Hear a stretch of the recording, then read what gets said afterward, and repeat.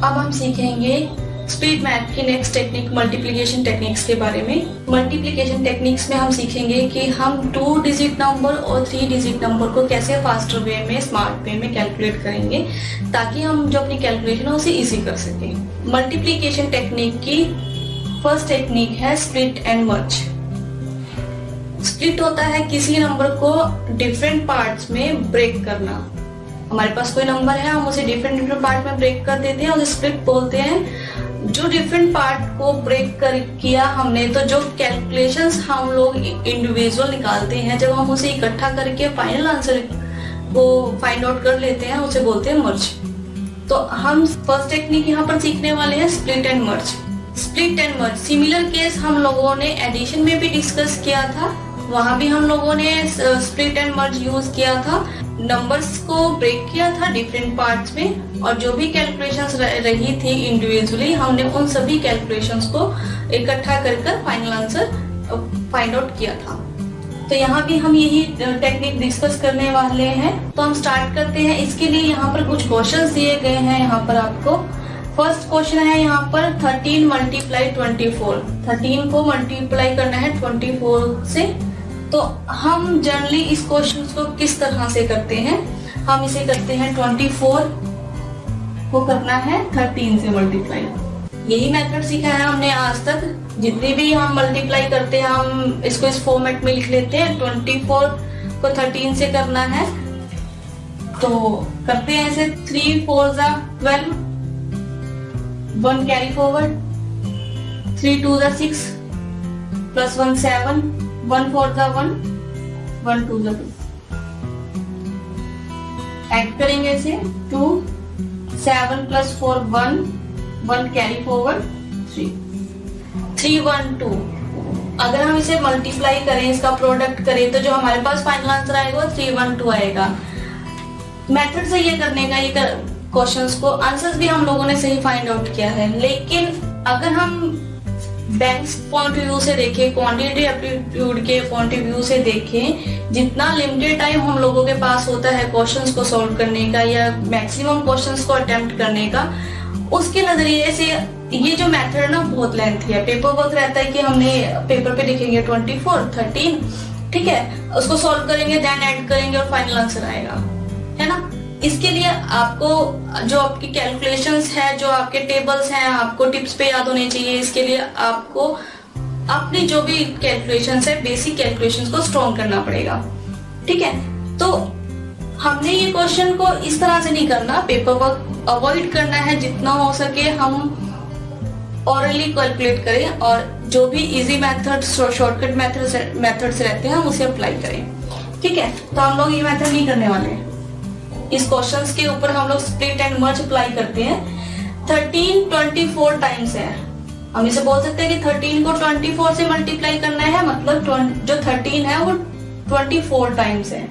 जब हम किसी नंबर का प्रोडक्ट निकालते हैं तो वो होता है कि जैसे A प्रोडक्ट B, अगर कोई नंबर A है, वो प्रोडक्ट, उसका प्रोडक्ट B से निकालना है, तो A भी प्रोडक्ट होगा B का और जो B है वो प्रोडक्ट रहेगा A का। जैसे कि अगर हम 6 को देखें तो 6 मल्टीप्लाई 4 24, अगर 4 मल्टीप्लाई 6 ये भी 24।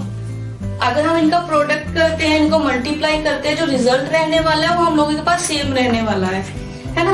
तो हम ये कह सकते हैं कि यहाँ पर जो 13 है वो 24 टाइम है और जो 24 है वो 13 टाइम है, क्योंकि अगर हम एक दूसरे से भी इसको मल्टीप्लाई करेंगे, इनका प्रोडक्ट करेंगे, तो जो हमारे पास आंसर आने वाला है वो सेम ही रहने वाला है। तो करते हैं ऐसे स्टार्ट। यहाँ पर 24 वैसे देखने में बड़ा टिपिकल है कि अगर हम 13 को 24 टाइम्स करें, वैसे तो हम लोगों के पास एक मेथड ये भी होता है कि 13 को 24 टाइम, जैसे अब वो 6 किया था हमने, 6 मल्टीप्लाई 4 किया 24, हमें पता है कि 6 4 24 होता है ना। अब 13 को 24 से मल्टीप्लाई करें, नहीं आता एकदम से कि पता नहीं क्या आंसर रहेगा।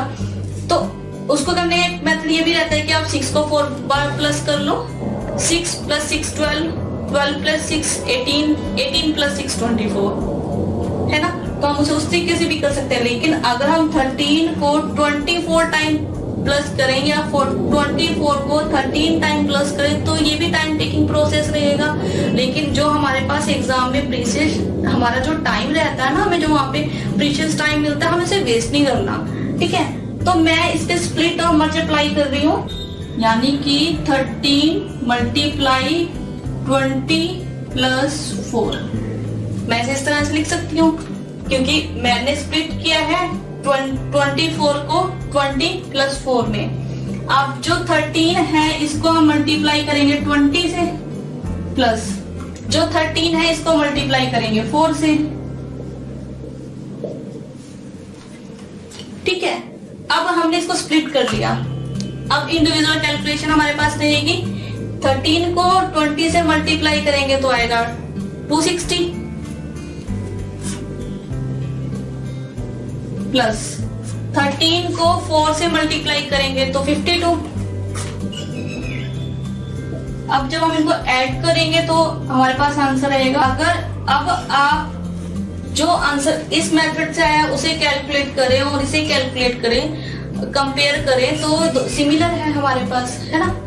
तो आप अपनी कैलकुलेशंस को अपने कन्वीनियंस के अकॉर्डिंग इजी कर सकते हैं।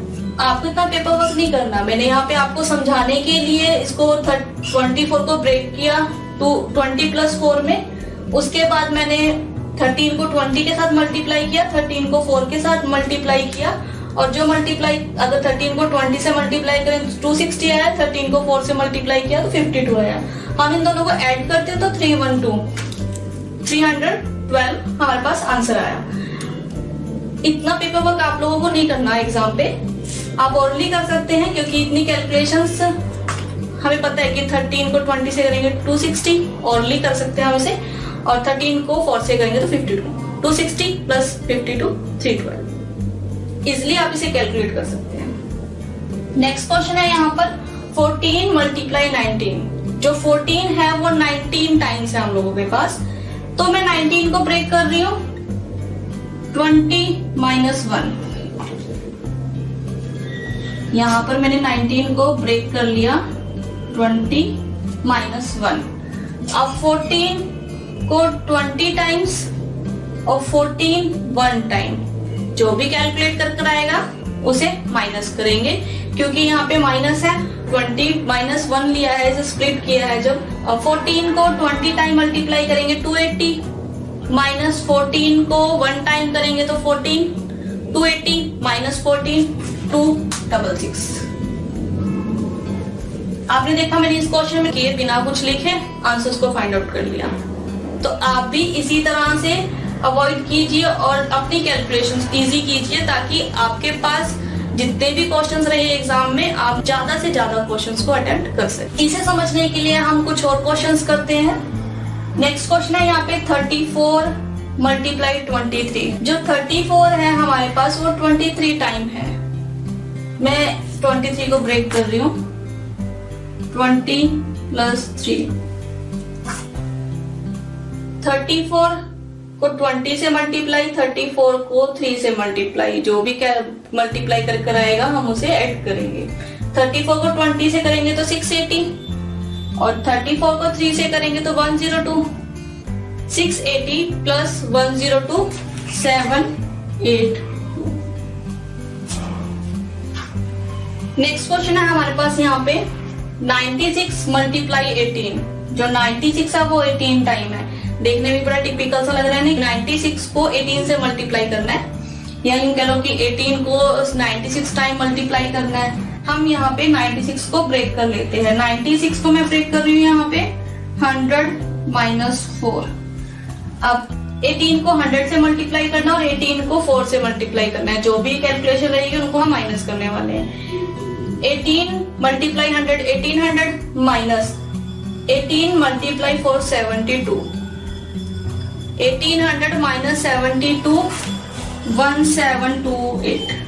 ज्यादा टाइम लगता। अगर आप कैलकुलेशंस को स्ट्रॉन्ग कर लेते हैं, ओरली कैलकुलेट कर लेते हो तो हम लोगों के पास ज्यादा टाइम नहीं लगता और हम 1 या 2 सेकेंड्स में और आंसर्स को फाइंड आउट कर लेते हैं। नेक्स्ट क्वेश्चन है हमारे पास यहाँ पे 43 मल्टीप्लाई 37। मैं 37 को ब्रेक कर रही हूँ यहाँ पे 40 माइनस 3, 43 को 40 से मल्टीप्लाई करना है, माइनस 43 को 3 से मल्टीप्लाई करना है। 43 को 40 से मल्टीप्लाई करते हैं तो हमारे पास आता है 1620, 1620। 43 को 3 से मल्टीप्लाई करेंगे तो हमारे पास आएगा 129। 1620 माइनस 129, 1620 में से अगर हम 129 को माइनस करें तो हमारे पास आएगा 1591।